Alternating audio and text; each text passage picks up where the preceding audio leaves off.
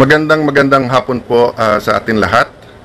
Ito po ang inyong Kuya Alan Peter S. Cayetano. Mamaya po ang CIA 365, yung wrap-up natin na topic na crossroads. It's very, what's the right word, no?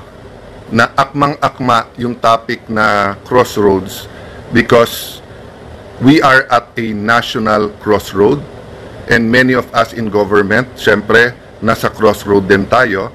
So this afternoon, I just want to address myself muna sa lahat ng ating mga kababayan kasi may pinost si former Senator, former Secretary of Justice, former head or chairperson of the Commission on Human Rights, Leila De Lima, na mga sagot sa issue na binanggit ko ng isang araw, which is very much welcome.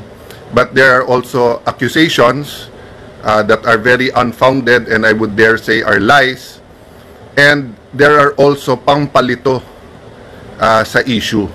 So with your permission sa aking Facebook community at kung meron tayong mga kapatid sa media na nanonood ngayon, I'd like to, yan, sabi ni Sheila, isasali ka daw, sabi ni De Lima. Sasagutin ko po. Let's still use former Senator De Lima to give respect naman din, di ba? So, good afternoon sa inyong lahat. Grace, Henrebs, Phoebe, thank you for always being there. Nairen, Malin, Janice. So, let me start po with a life verse, my life verse po. Sabi po sa Jeremiah 29:11, "For I know the plans I have for you, says the Lord, plans to prosper you and not to harm you, plans to give you hope and a future." Diba? Kung may katabi ka ngayon, sabihin mo maganda plano ni Lord sa'yo. Ako po ay lubusan naniniwala dyan. And I like mentioning Jeremiah because he is a prophet na kinikilala ng Muslim, ng Hudyo at ng Kristiyano. And regardless no kung ano ang ating religion, sabi nga ni Alcuin, shout out sa mga taga-Negros. So ikaw man ay Ilocano, Waray-Waray, Kapampangan, Bisaya, taga-Sambuanga, di ba? Kung saan man tayo, kung ano man paniniwala natin, pare-pareho tayong naniniwalang may magandang plano ang Diyos. Ang nakakalimutan minsan sabihin o ituro ay demonyo may plano din para sa atin. Bakit yan po ang starting point ko? Because when I joined President Duterte, kung hindi ako nagkakamali, September 29, 2015, after listening to his plan of how to rid the Philippines of drugs, malinaw na sa akin na ang plano ng Panginoon maging drug-free ang Pilipinas. Pero ang plano ng demonyo maging narco-state ang Pilipinas.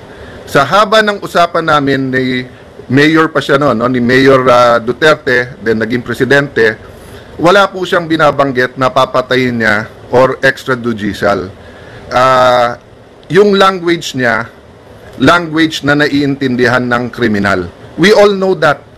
From different aspects, kahit dyan sa smuggling ng bigas, katabi ko siya nung tinawagan niya yung isang smuggler at sinabi niyang ilabas mo yung bigas ko, hindi papatayin kita. No? We understand the language. Ang point ko po, at that dinner, September 29, may picture pa kami, that's when I committed to him, pero sabi nga niya, hindi siya tatakbo, at sabi ko sa kanya, kaya tatakbo ka o hindi, I will support you. Nagdrawing siya nung kung bakit nagiging corrupt ang ibang pulis at militar. And he explained his systemic approach to the drug problem na relate niya sa criminal enterprise at kung bakit ang tingin niya malapit na tayo maging narco state. You can agree or disagree with that. But because sa Taguig, may dalawa kaming barangay na naging transshipment point, and they were very powerful people involved. So much so na pag nanghuli ang pulis, siya pa nakakasuhan. So long story short, dun nag-umpisa ang aming storya. So let me address this now to Senator De Lima. She started out by saying, Alan is the last person in this world to talk about human rights. You should be the last person to talk about due process. Wala kang karapatan. So let's address that. Ano po ba nakalagay sa Philippine Constitution, ma'am? Kayo po, ma'am, ang naging Secretary of Justice. Di ba nakalagay? No person shall be deprived of life, liberty, or property without due process of law. So si President Duterte po ay isang person. Person po siya. Sabi po ng Constitution, no person. Ako po, person din po ako. So paano mo sasabihin you're the last person who should be talking about it? Wala pong last person sa Pilipinas ang pwedeng pag-usapan ang human rights kasi para sa lahat yan. Hindi lang para sa advocates at pseudo-advocates and sa politiko yan. Ang human rights ay para sa lahat, no? So, okay, let's go now to the issue na ayaw nyong sagutin at diretsyo. Paulit-ulit kayo sa Rome Statute, sa rules ng ICC, sa batas ng mga pinasa natin. Ang sabi ko nga sa inyo, i-assume na natin na valid at may jurisdiction sila. I-assume nyo na rin na valid din yung warrant. Hindi ka pwedeng dumating sa bansa, i-present mo na lang yung warrant na yan, tapos isasakay mo na sa eroplano at ililipad mo na. At kung yan ang ina-advocate nyo, napakadelikado niyan. Kaya pala sinasabi mo, isama na ako. In the next few days po, hindi lang si Senator Bato yan ang gusto ni Senator De Lima at ng iba nilang mga kaanib, gusto nila pong ubusin ang mga kalaban nila sa politika. Dahil hindi po to human rights agenda para kay Senator De Lima, ito ay isang political agenda. Diba? So, backtrack lang ako ha. The last 2.5, 3 years, marami nagsasabing magsalita ka. I ran as an independent in 2022. In December 2021, nag-number 1 ako sa survey. Okay? Pulse Asia po yan, tignan nyo. But nag-decide po kami ni Lani, there are some personal stuff that we have to take care of, focus on, and then nung tinitignan ko yung mga partido na nahirapan din ako pumili and to lend my name, I sat down with some of them, and to respect the people's will, nag-decide ako ituloy-tuloy na independent. So the last 2 years, I tried, and I continue to try. I just keep on listening. Hindi ako pumapapel sa mga opinion because marami naman nagbibigay ng opinion. But kasi dati, tatlo yung grupo. Yung Marcos Duterte na administrasyon, yung Dilaw, yung Liberal Party, yan sila, sila Senator De Lima. Iba pa ho yung Dilaw sa Dilawan, ha? Yung Dilaw, nire-respeto ko. Yung Dilawan, yung po yung sa aming language ay unreasonable. Talagang may hypocrisy sa paningin sa politika, no? So, the third group, of course, is the Philippine left. Pinaka-apat na yung mga independent. So, like others who filed as independent, I believe I can contribute.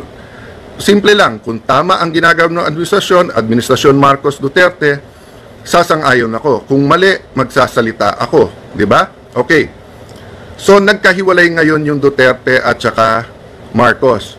So, naging 5 grupo na. Yung Marcos, administrasyon, nabuo yung Duterte na oposisyon, nandiyan pa rin yung Dilawan, at kung makikita nyo po, tignan nyo po, very, very early pa, siguro first year, second year, sinasabi na po ni former political advisor during Pinoy's time, si Ronald Llamas, sinasabi niya, mag-aaway yan, sila Bongo, magiging ganyan. Kaya niya sinasabi yon, gusto niya maging totoo, kasi may grupo siya kasama sa Dilawans na gusto niyang maka-entra at makapapel ulit, di ba? So, 2-in-1 yon. In one sense, he can seem like a very good political analyst. On the other sense, kung magkatotoo, de suddenly, yan, third party na sila. Then, of course, the Philippine left naman has always been consistent, di ba? With what they believe in, and then yung criticism nila sa administrasyon, and of course, yung alternative nila. Then you have the independents, di ba? Okay. So sabi ni Senator De Lima, legal lahat. Okay. Yan ba ang stand nyo kung biglang ngayon ang Pangulo or ang Chief Justice or ang Senate President or Speaker or 5 general natin ng AFP? So let me address myself then sa AFP at saka sa PNP, sa Bureau of Fire, sa NBI, BJMP, lahat ng naka-uniform, yung Bureau of Correction.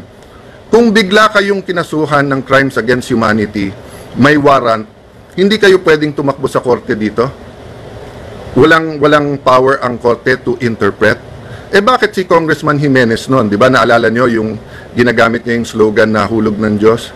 Meron siyang extradition.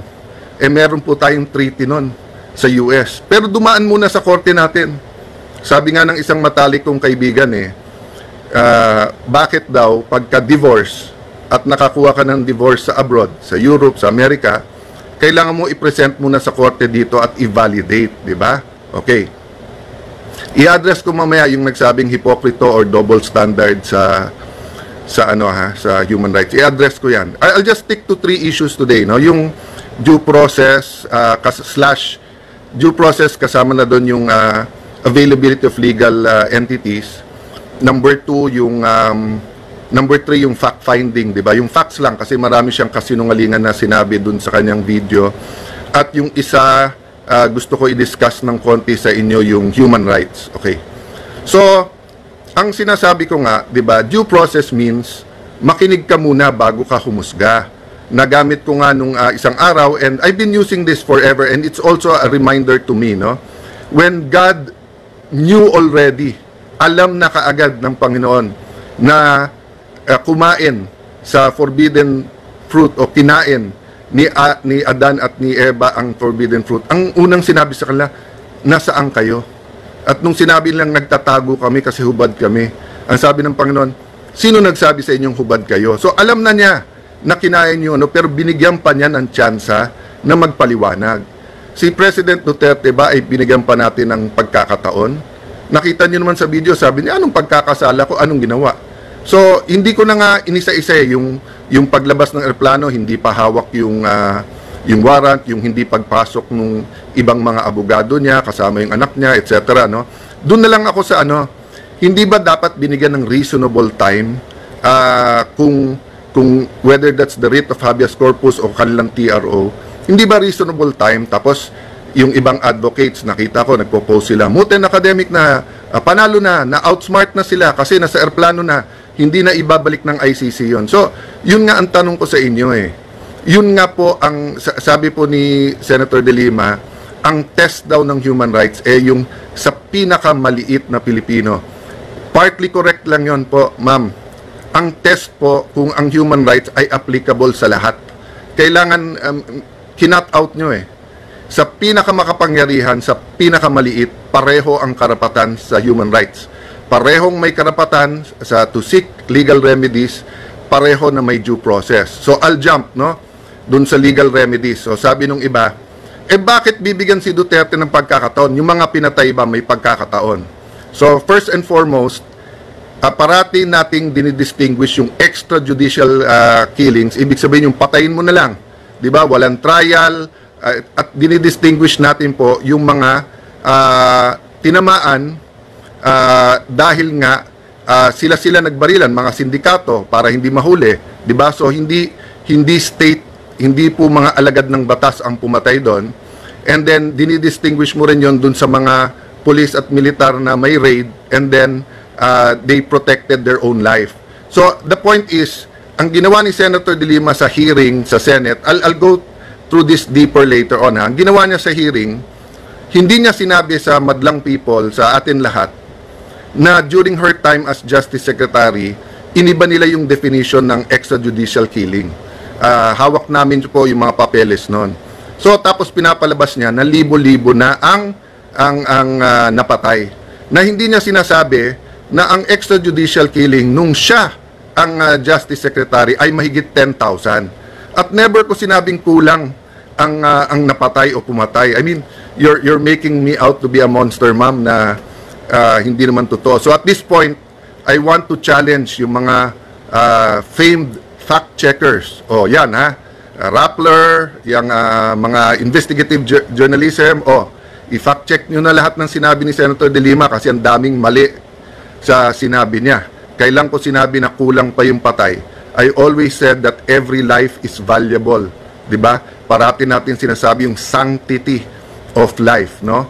So, ang punto po dun sa mga nagsasabi kay Duterte na, ikaw ba, binigyan mo ba sila ng due process? So, inaamin nyo na hindi nyo siya bibigyan ng due process. Diba? So, kung sino man na gumawa ng karumal-dumal na krimen sa buong Pilipinas, sa buong mundo, na walang due process, doon po lumalabas ang mga tunay na human rights activists na nagsasabing, sandali lang, kahit kriminal sila, meron silang human rights. They have the right to due process. They have the right to seek legal remedies. Kaya nga maraming sikat na human rights activists pero mababaho sa politiko o kaya galit ang tao. Kasi nga, pinaglalaban ang karapatan when it's unpopular, di ba?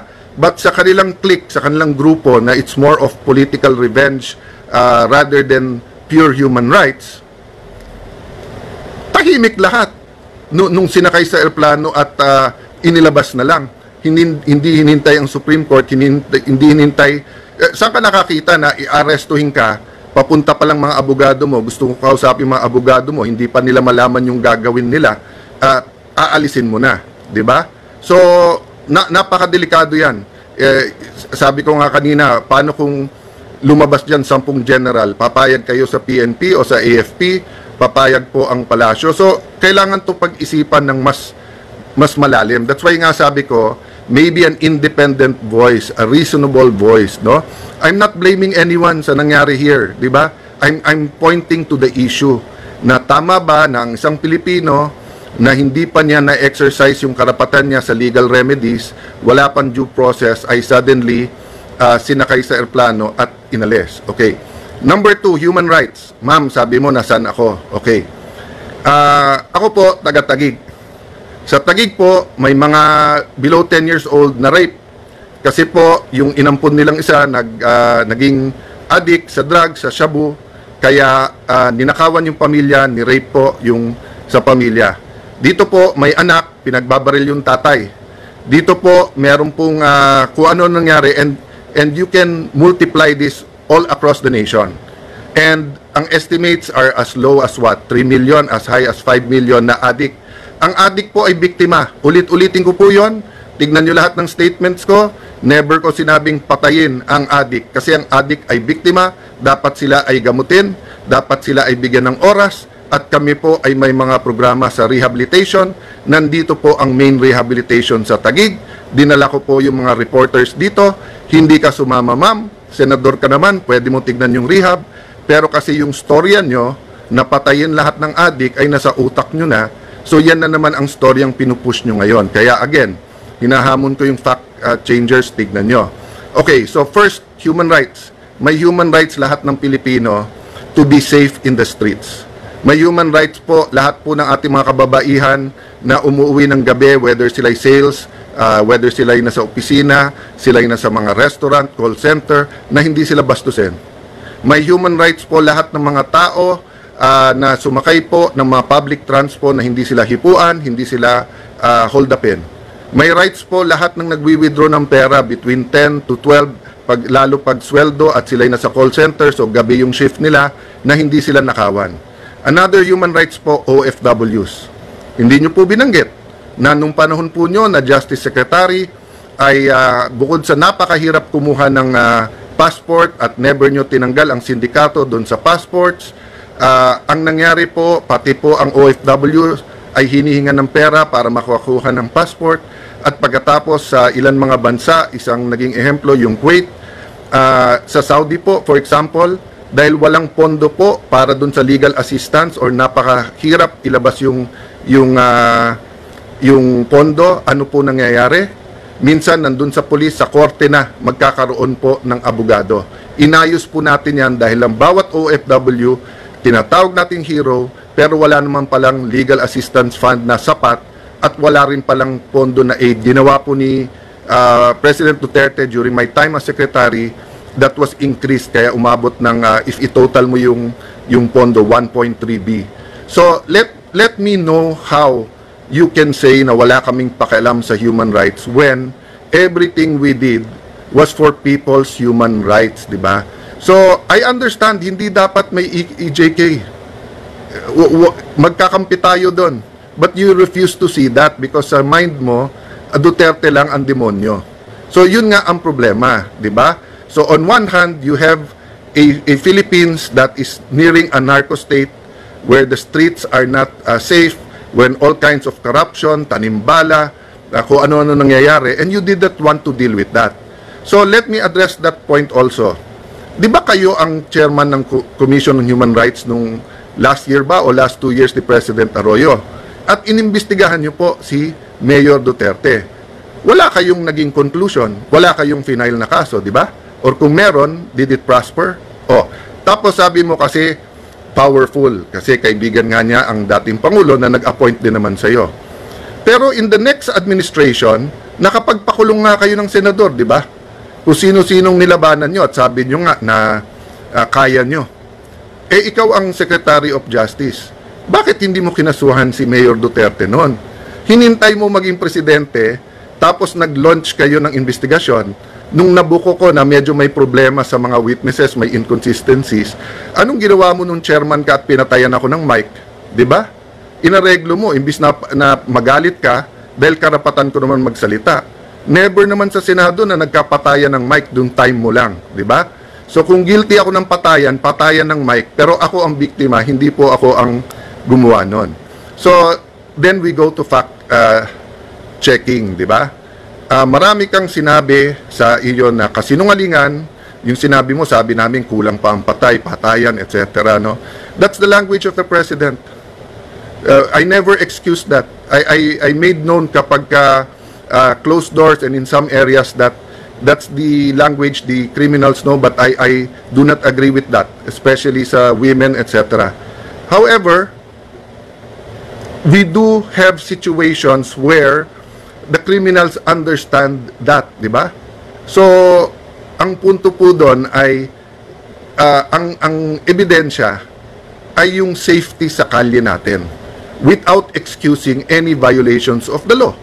That's why in the cabinet and even in the small groups, in the security cluster, basta't may murder, basta't may mali na ginawa ang pulis, ang sabi nating kasuhan. Ang proprotektahan lang po yung mga legitimate na operations. So I will not elaborate there now. I have a couple of appointments at napakarami yung sinabi, but maybe a challenge. So sabi sa ano, 'di ba, sa ICC, dun muna kayo sa ano, sa country. So kasuhan mo ko. 'Di ba? Sabi mo sana isama na lahat 'yan. Sama na 'yan si Cayetano sa ICC kasi gusto niyo mawala kami kasi may political agenda kayo, 'di ba? May political agenda kayo eh, nangarap na kayo eh.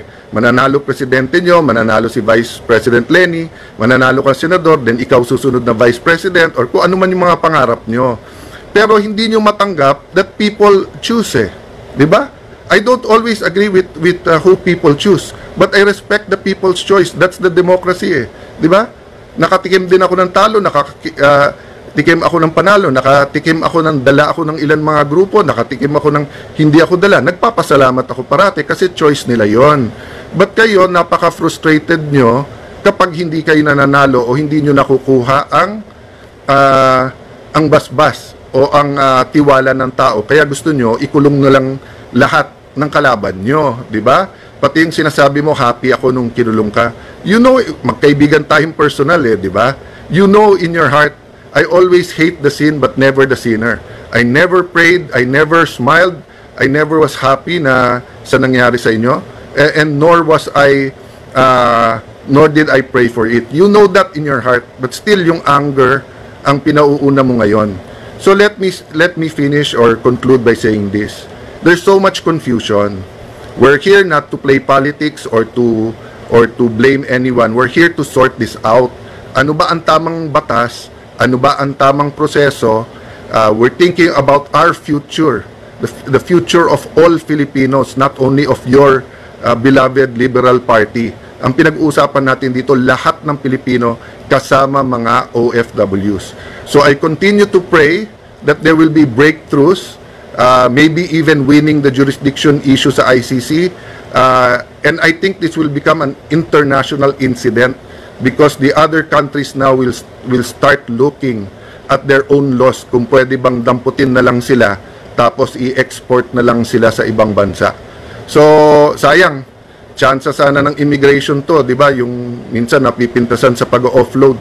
Sana in-offload nyo na ang dating Pangulo, di ba? Para nga hinintay man lang ang Supreme Court. For all we know, baka manalo pa kayo sa Supreme Court, but at least nabigyan nyo ng due process at nabigyan nyo po ng opportunity sa kanyang legal remedies. So I'll talk more later, but it's more of our CIA 365.